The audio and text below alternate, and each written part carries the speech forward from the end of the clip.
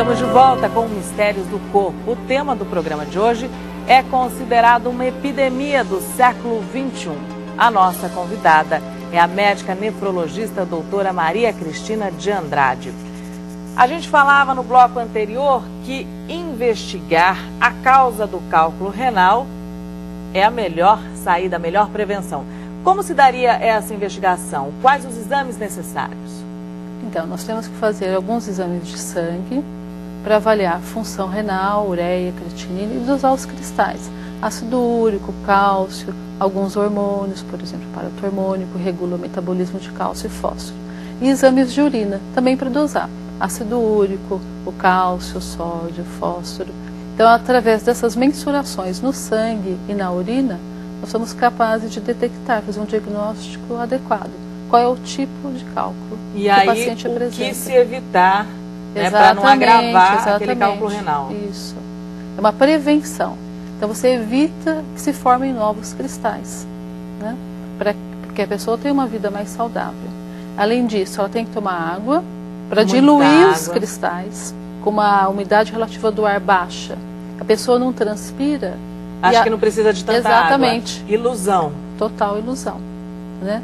Então, ela tem que sempre ingerir líquidos, né? E praticar exercício físico.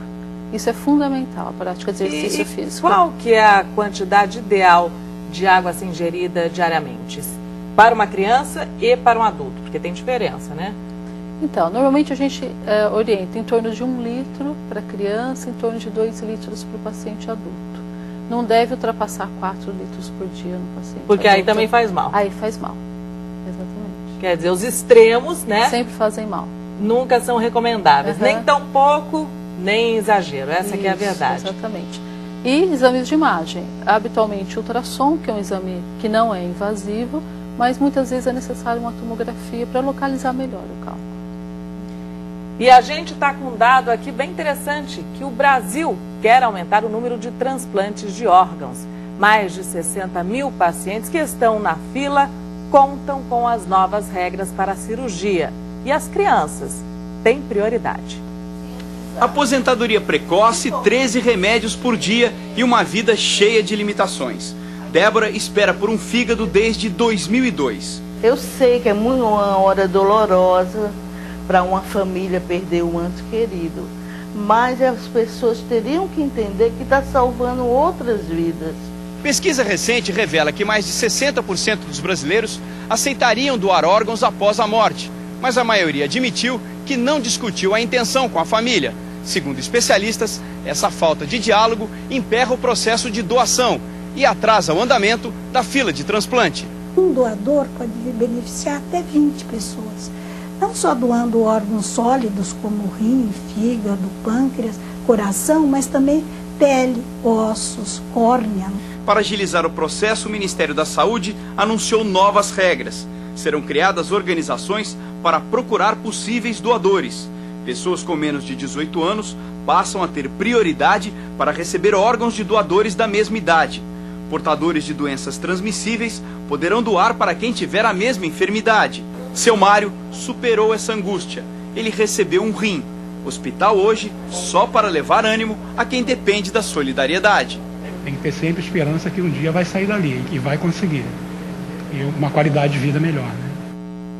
No caso dos transplantes de rins, aí o paciente já está num outro estágio. Ele é um doente crônico renal. E mesmo assim, existem os níveis, né, da doença. Isso.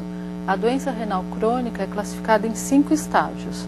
Então, vai do 1 ao 5º, sendo que o estágio 5 da doença renal crônica é quando o paciente precisa de uma terapia de substituição renal, ou a diálise ou o transplante, sem os quais não sobrevive. Isso já é o nível mais avançado da doença. Isso. Quando o rim funciona, que a gente considera um clearance de creatina, como se fosse uma taxa de filtração renal menor que 15 ml por minuto, considerando 100 o normal, por exemplo. Quando está abaixo de 15, aí o organismo não sobreviveria sem a diálise ou sem o transplante. E o que é considerado uma pressão arterial adequada? Então, existem tabelas que normatizam a pressão arterial na criança. Então a pressão arterial varia de acordo com o sexo, se é menino ou se é menina, a estatura da criança, né, e a idade da criança. Então, de acordo com cada faixa etária, eu tenho um valor de normalidade. Então, por exemplo, adolescentes com 12/8 já são considerados como pré-hipertensos. E que a gente imagina que a pressão perfeita, ideal, não é? Não é. Em criança é sempre mais baixa que isso. Num adulto, qual seria o ideal? Então, até 13/9 é aceitável, né? Acima disso, nós temos que ficar preocupados também. Que já é investigado. E isso varia, então, conforme sexo, faixa etária, durante toda a vida? Até os 18 anos. Né? Depois já entra como se fosse adulto. Mas é importante assim, que meça a pressão da criança. Né? Então, através da mensuração... Que ninguém se preocupa, né? Ninguém se preocupa. Então, eu acho que criança não tem hipertensão, mas criança tem hipertensão. E isso pode ir destruindo o rim de maneira silenciosa. Eu poderia ter feito o diagnóstico anteriormente e evitado que a criança tivesse perdido os rins. Né? Evitar um transplante, evitar uma diálise, só por uma simples medida de pressão arterial. Depois do intervalo, nós vamos falar mais sobre as doenças renais crônicas. Não saia daí, eu espero você.